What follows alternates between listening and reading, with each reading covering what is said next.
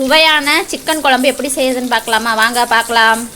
கடாயை வச்சு தேவையான அளவு ஆயில் சேர்த்துக்குவோம். ஆயில் காஞ்சதும் சோம்பு பட்டை வகையெல்லாம் சேர்த்துக்குவோம். சோம்பு பட்டை வகையெல்லாம் பொரிஞ்சு வந்தோடனே தேவையான அளவு கருவேப்பிலை சேர்த்துக்குவோம். 2 பச்சை மிளகாய் சேர்த்துக்குவோம் ஃப்ளேவருக்காக.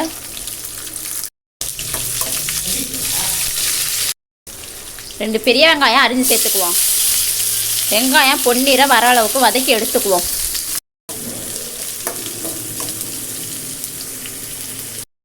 வெங்காயம் வதங்கி வந்துருச்சு. இந்த ஸ்டேஜில் ஒரு பெரிய தக்காளியாக சேர்த்துக்குவோம். தக்காளி கரைஞ்சி வர அளவுக்கு வதக்கி எடுத்துக்குவோம்.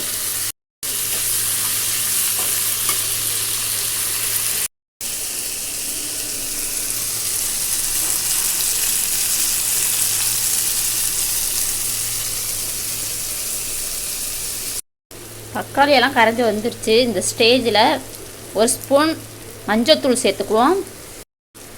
மிளகாத்தூள் 2 ஸ்பூன் சேர்த்துக்குவோம்.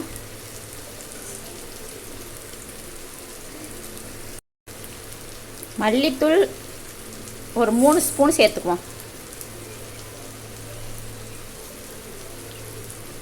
இந்த மசாலாலாம் அந்த எண்ணெயிலே பச்சை வாசனை போகிற அளவுக்கு வதக்கி எடுத்துக்குவோம்.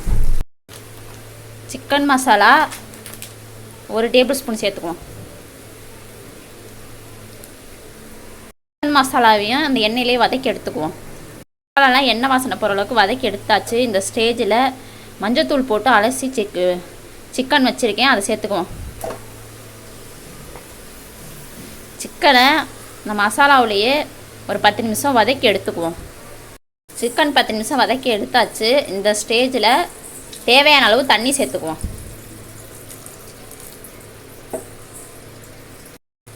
தேவையான அளவு சால்ட் சேர்த்துக்குவோம். மூடி போட்டு மூடி கொதித்து சுண்டி வர அளவுக்கு கொதிக்க விடுவோம். கொதித்து சுண்டி வந்ததுக்கப்புறம் பார்க்கலாம்.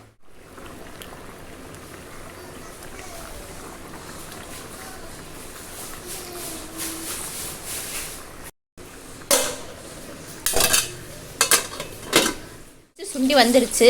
இந்த ஸ்டேஜில் மல்லித்தலை தூவி அடுப்பை ஆஃப் பண்ணிக்கலாம்.